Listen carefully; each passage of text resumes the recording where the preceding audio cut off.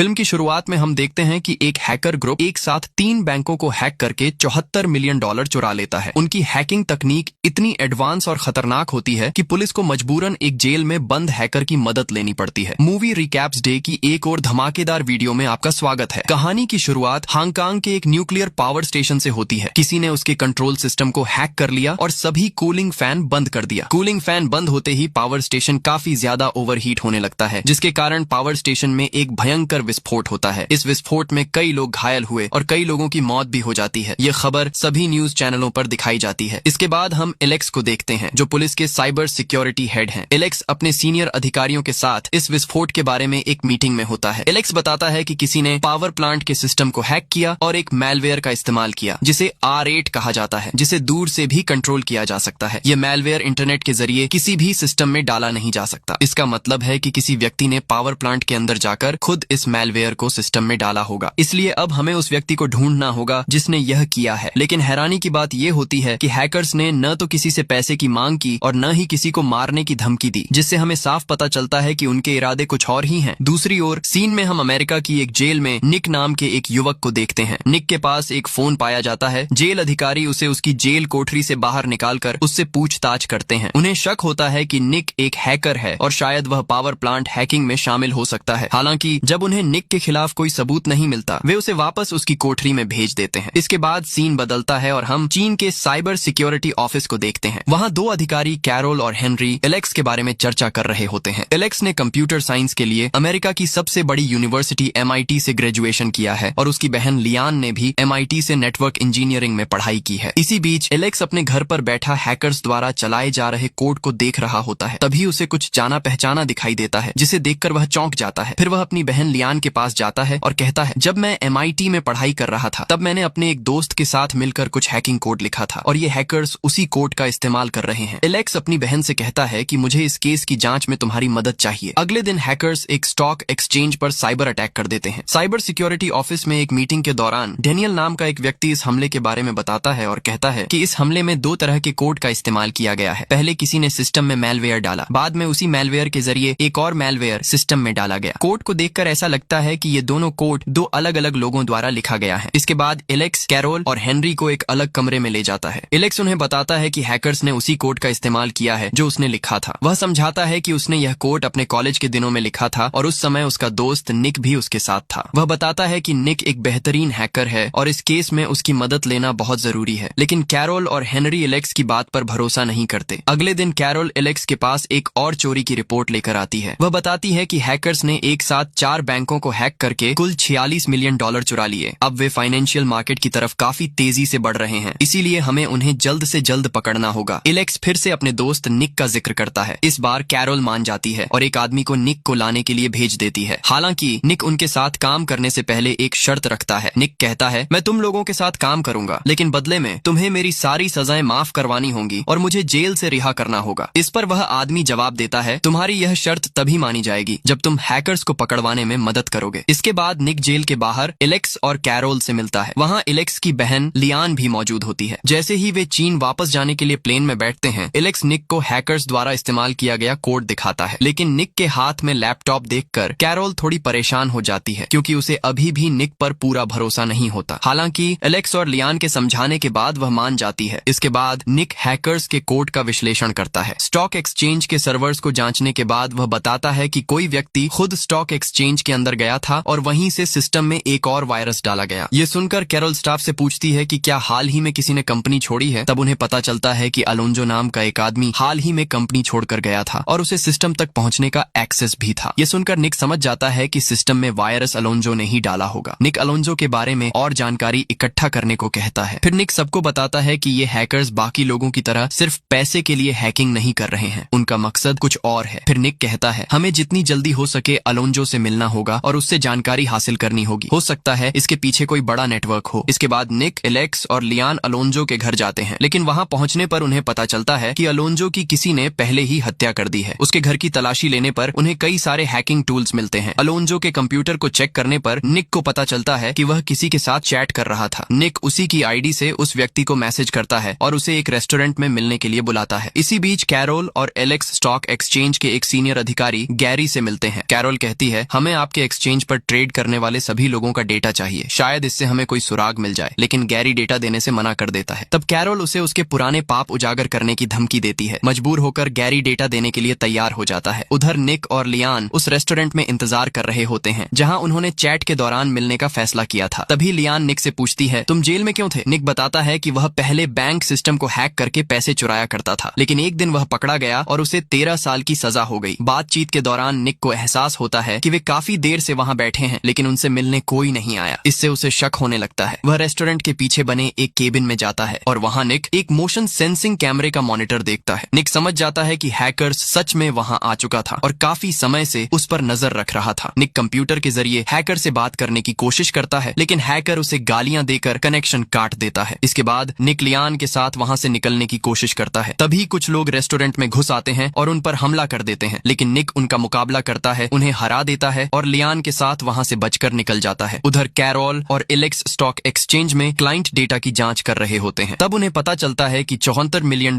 एक साथ 3 बैंकों के बीच ट्रांसफर किए गए हैं। ये सभी बैंक हांगकांग में हैं। निक एलेक्स को कॉल करता है और बताता है कि हैकर्स ने अलोंजो का इस्तेमाल करके हमारी पहचान जान ली है, इसलिए उस सुराग के पीछे जाने के बजाय हमें उन पैसों के ट्रांजैक्शन को ट्रैक करना चाहिए, तभी हम जल्दी हैकर्स तक पहुंच पाएंगे। इसके बाद एलेक्स अपनी बहन लियान से कहता है कि वह निक को लेकर अगली सुबह हांगकांग के लिए उड़ान भरे। अगली सुबह निक और लियान जाने की तैयारी करते हैं, लेकिन उसी दिन एक और न्यूक्लियर पावर प्लांट में अचानक विस्फोट हो जाता है। हांगकांग पहुंचने के बाद एलेक्स और उसकी टीम पावर प्लांट के स्टाफ से पूछताछ करती है। वे पूछते हैं कि जब हैकर्स ने सिस्टम को हैक किया और विस्फोट करवाया तो क्या उन्होंने कोई मांग रखी थी? स्टाफ इस बात से इनकार कर देता है कि कोई मांग की गई थी। लियान समझाती है कि जब कोई मशीन अचानक बंद होती है तो वह महत्वपूर्ण जानकारी एक इंस्टेंट मेमोरी हार्ड ड्राइव में सेव कर लेती है। अगर उस हार्ड ड्राइव को चेक करें तो शायद हैकर का असली IP एड्रेस मिल सकता है। स्टाफ बताता है कि वह हार्ड ड्राइव उनके सर्वर रूम में मौजूद है, लेकिन वहाँ का तापमान बहुत ज्यादा है, इसलिए अभी अंदर जाना संभव नहीं है। इसके बाद वे तीनों टेक नाम के एक पुलिस अधिकारी से मिलते हैं जो काफी समय से हैकर्स का पीछा कर रहा होता है। टेक बताता है कि हैकर्स 3 अलग अलग रास्तों से काम कर रहे हैं, लेकिन वे कभी भी एक दूसरे से नहीं मिलते। निक पता लगाता है कि ये तीनों रास्ते आखिरकार एक ही जगह पर आकर मिलते हैं। इसके बाद वे उस जगह की जांच करने का फैसला करते हैं। वहां उन्हें एक पिकअप वैन मिलती है जिस पर पुलिस नजर रख रही होती है। टेक बताता है कि कासर नाम का एक आदमी रोज इसी रेस्टोरेंट में आकर किसी का इंतजार करता है, लेकिन उसे मिलने कोई भी नहीं आता। वह सिर्फ एक मैसेज भेजता है और वहां से चला जाता है। ये बात निक को शक में डाल देती है और वह समझ जाता है कि हैकर्स किसी शॉर्ट रेंज डिवाइस के जरिए कम्युनिकेशन कर रहे हैं। इसलिए निक खुद रेस्टोरेंट जाकर जांच करता है, लेकिन उसे कुछ खास नहीं मिलता। फिर निक टेक के फोन से आसपास के वाईफाई सिग्नल चेक करता है। सिग्नल को ट्रेस करने पर उसे एक शॉर्ट रेंज ब्लूटूथ ट्रांसमीटर मिलता है। वैन में वापस आकर निक बताता है कि कासर रेस्टोरेंट में बैठकर सीधे किसी को मैसेज नहीं भेज रहा था, बल्कि वह ब्लूटूथ ट्रांसमीटर में एक कोड डाल रहा था। जब उसके साथी पास से गुजरते थे तो उन्हें वह कोड मिल जाता था। इस तरह छुपा हुआ मैसेज उन तक पहुंच जाता था। कैरोल सुझाव देती है कि अगर कासर को पकड़ लिया जाए तो उसके जरिए बाकी लोगों तक पहुंचा जा सकता है, लेकिन एलेक्स कहता है कि अगर उसे पकड़ भी लिया जाए तो वह कुछ नहीं बताएगा, इसलिए उसे फॉलो करते रहना बेहतर होगा। सही समय आने पर वे उससे सारी जानकारी निकाल लेंगे। अगली सुबह पुलिस की एक टीम छत से कासर पर नजर रखती है, लेकिन कासर को उनकी मौजूदगी का पता चल जाता है और वह तुरंत वहां से भाग निकलता है। इसी बीच एलेक्स की टीम हांगकांग के 3 बैंकों पर नजर रख रही होती है और देखती है कि तीनों बैंकों से एक साथ पैसा ट्रांसफर किया जा रहा है। ट्रांजैक्शन को ट्रैक करने पर उन्हें पता चलता है कि यह पैसा एक चीनी कैसीनो में निकाला जा रहा है। इसके बाद एलेक्स टीम को 2 हिस्सों में बांट देता है। वह निक को साथ लेकर हेलीकॉप्टर से कासर के ठिकाने की तरफ निकल जाता है। दूसरी ओर पुलिस टीम कासर के ठिकाने पर पहुंचती है तो उन्हें पता चलता है कि वह पहले ही वहां से भाग चुका है। तलाशी के दौरान उन्हें एक छुपी हुई सुरंग मिलती है। एक टीम उसे पकड़ने के लिए सुरंग के अंदर चली जाती है। इसी दौरान एलेक्स और निक दूसरी टीम के साथ सुरंग के दूसरे छोर पर पहुंच जाते हैं। कासर और उसकी टीम सुरंग के अंदर कई लोगों को मार देते हैं और दूसरी तरफ से बाहर निकलते हैं। जैसे ही वे बाहर आते हैं, एलेक्स की टीम उन पर फायरिंग शुरू कर देती है। इस भयंकर गोलीबारी के दौरान टेक को गोली लग जाती है और वह वहीं गिर पड़ता है और कासर एक बार फिर बचकर निकल जाता है। वह एक स्पीड बोट लेकर पानी के रास्ते भाग जाता है। बाद में वह खुले समुद्र में पहुंचता है और पैसों से भरे बैग एक कार्गो शिप को सौंप देता है। इसी बीच एलेक्स को हांगकांग के पावर प्लांट से कॉल आता है। वे उसे बताते हैं कि सर्वर रूम अब काफी हद तक ठंडा हो चुका है। वे कहते हैं कि अगर वह चाहे तो अब अंदर जाकर हार्ड ड्राइव निकाल सकता है। एलेक्स अपनी टीम के साथ वहां पहुंचता है। जैसे ही वे प्रोटेक्टिव सूट पहनकर अंदर जाने की तैयारी करते हैं, तभी एक स्टाफ मेंबर उन्हें चेतावनी देती है कि अंदर का तापमान अभी भी बेहद ज्यादा है। वह बताती है कि वे अंदर 8 मिनट से ज्यादा नहीं रह पाएंगे, इसलिए उन्हें जल्द से जल्द काम करके बाहर निकलना होगा। फिर एलेक्स और निक एक स्टाफ मेंबर के साथ कमरे के अंदर जाते हैं, लेकिन जैसे ही वे सर्वर रूम में कदम रखते हैं, तेज गर्मी के कारण वह स्टाफ मेंबर बेहोश हो जाती है। निक तुरंत एलेक्स से कहता है उसे बाहर ले जाओ। इसके बाद निक खुद अंदर रुकने का फैसला करता है और हार्ड ड्राइव निकालने लगता है। वह कुल्हाड़ी से सर्वर स्टोरेज को तोड़ता है और आखिरकार हार्ड ड्राइव निकाल लेता है। हार्ड ड्राइव की जांच करने के बाद उन्हें पता चलता है कि रेडिएशन की वजह से आधा डेटा खराब हो चुका है। इस नुकसान के कारण डेटा पूरी तरह रिकवर नहीं किया जा सकता। इसके बाद निक कैरोल से पूछता है, जब भी मैं बैंकों को हैक करता हूँ तो हमेशा अपना कोड डिलीट कर देता हूँ, फिर तुमने मेरा कोड कैसे रिकवर किया? कैरोल जवाब देती है, एनएसए के पास एक सॉफ्टवेयर प्रोग्राम है जिसका नाम ब्लैक विडो है। हमने उसी का इस्तेमाल करके तुम्हारा कोड रिकवर किया था। फिर वह यह भी बताती है कि उसे नहीं पता कि अमेरिका की सरकार चीन से जुड़े केस में उस सॉफ्टवेयर का इस्तेमाल करने की अनुमति देगी या नहीं। फिर भी वह कहती है कि वह कोशिश जरूर करेगी। इसके बाद कैरोल एक एनएसए एजेंट को कॉल करती है और ब्लैक विडो सॉफ्टवेयर का एक्सेस मांगती है, लेकिन एजेंट मना कर देता है। तभी निक कहता है कि वह ब्लैक विडो को हैक करके एक्सेस हासिल कर सकता है। यह सुनकर कैरोल चौंक जाती है और उसे चेतावनी देती है कि यह बेहद खतरनाक है। वह कहती है कि अगर एनएसए को पता चल गया तो वे उसे जिंदा नहीं छोड़ेंगे। निक जवाब देता है कि उनके पास और कोई विकल्प नहीं है। फिर वह कैरोल से कहता है कि उसे किसी सीनियर ऑफिसर का नाम दे। वह उसी नाम का इस्तेमाल करके सिस्टम में घुस जाएगा। रिचर्ड नाम के एक सीनियर ऑफिसर का नाम इस्तेमाल करके निक ब्लैक विडो को पासवर्ड बदलने का कमांड देता है। जैसे ही रिचर्ड पासवर्ड बदलता है, निक को नया पासवर्ड मिल जाता है। निक सॉफ्टवेयर में लॉग इन करता है और हैकर का कोड रिकवर करना शुरू कर देता है। कोड रिकवर करने के बाद निक को एक आईपी एड्रेस मिल जाता है। आईपी एड्रेस को ट्रेस करने पर उसे पता चलता है कि लोकेशन जकार्ता में है, लेकिन हैकर की साइट बेहद सिक्योर थी, इसलिए निक सीधे उसमें घुस नहीं पाता। इसके बाद लियान ट्रांजैक्शन आईडी चेक करती है और पता लगाती है कि हैकर ने मलेशिया की एक जगह की सैटेलाइट फोटो खरीदने के लिए एक सैटेलाइट कंपनी को कई बार पेमेंट किया है। यह सुनकर निक सोच में पड़ जाता है कि हैकर को उस जगह की फोटो आखिर क्यों चाहिए। इसी बीच एनएसए को पता चल जाता है कि ब्लैक विडो सॉफ्टवेयर का इस्तेमाल किया गया है। वे इसकी रिपोर्ट एलेक्स के सीनियर ऑफिसर को देते हैं। सीनियर ऑफिसर एलेक्स से कहता है कि निक को अपनी टीम में लाकर तुमने बहुत बड़ा रिस्क लिया है और मैं यह नहीं चाहता कि एनएसए के सामने हमारी इज्जत खराब हो। वह एलेक्स को आदेश देता है कि वह जल्द से जल्द निक को अमेरिकियों के हवाले कर दे और केस को खुद सुलझाए। इसके बाद एलेक्स चोरी छिपे लियान को मैसेज करता है और कहता है कि वह निक के साथ वहां से भाग जाए। उधर हेनरी गुस्से में कैरोल को कॉल करता है और कहता है कि निक को इस केस से हटा देना चाहिए। कुछ देर बाद एलेक्स लियान और निक से एक गुप्त जगह पर मिलता है। एलेक्स निक से कहता है, मैं तुम्हें अमेरिकियों के हवाले नहीं करना चाहता, लेकिन कैरोल और हेनरी तुम्हें ढूंढने की कोशिश करेंगे, इसलिए हमें अलग अलग जकार्ता जाना चाहिए और वहीं मिलना होगा। लेकिन जैसे ही लियान और निक कार से बाहर निकलते हैं, कासर अचानक रॉकेट लॉन्चर से एलेक्स की कार उड़ा देता है। लियान अपनी आंखों के सामने अपने भाई को मरते देखकर रोने लगती है। इसी बीच कैरोल भी वहां पहुंच जाती है और कासर के साथ गोलीबारी शुरू हो जाती है, लेकिन इस फायरिंग के दौरान कैरोल को गोली लग जाती है और वह वहीं मौके पर मर जाती है। हालात देखकर निक लियान के साथ वहां से भाग निकलता है। वे एक मैकेनिक से मिलते हैं जो निक के पैर में लगे ट्रैकिंग डिवाइस को निकालने में उनकी मदद करता है। इसी बीच लियान नकली पासपोर्ट का भी इंतजाम कर लेती है। इसके बाद निक और लियान एक प्राइवेट जेट में बैठकर जकार्ता के लिए उड़ान भरते हैं। वे उस संदिग्ध जगह की ओर जाते हैं। वहां पहुंचकर उन्हें पता चलता है कि वह एक टिन माइनिंग एरिया है। तभी निक को आखिरकार हैकर्स की पूरी योजना समझ आ जाती है। हैकर्स ने हांगकांग के पावर प्लांट पर हमला सिर्फ इसलिए किया था ताकि यह जांच सकें कि कोई उन्हें ट्रैक कर सकता है या नहीं। वह सिर्फ एक टेस्ट था, लेकिन उनका असली प्लान इस इलाके के पावर प्लांट को भी हैक करना है। इसके बाद वे पास में मौजूद सबसे बड़े डैम को तोड़ने की योजना बनाते हैं, जिससे सारी टिन माइंस में बाढ़ आ जाएगी। इससे बाजार में टिन की भारी कमी हो जाएगी और उसकी कीमत आसमान छूने लगेगी। हैकर्स ने जो $74 मिलियन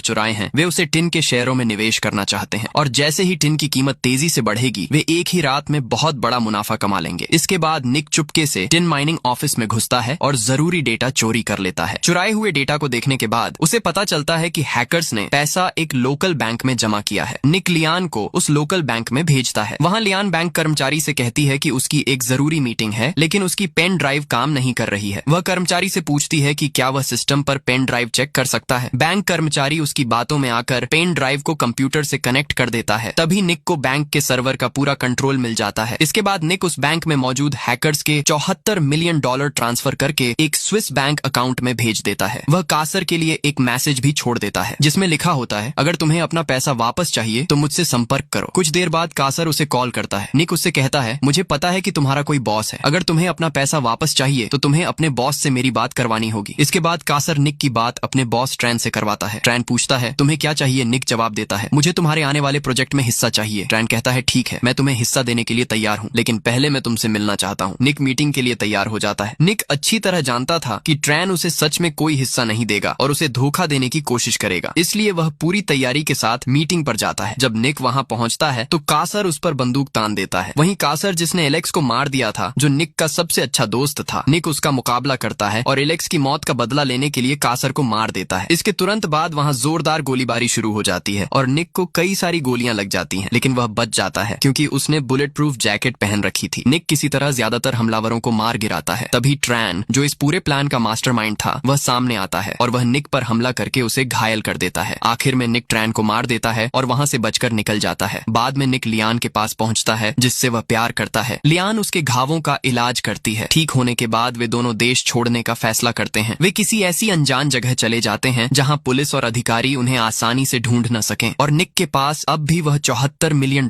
होता है जो उसने स्विस बैंक अकाउंट में ट्रांसफर किए था। यानी अब उसके पास आराम से जिंदगी जीने के लिए काफी पैसा होता है। और इसी उम्मीद के साथ कहानी खत्म होती है।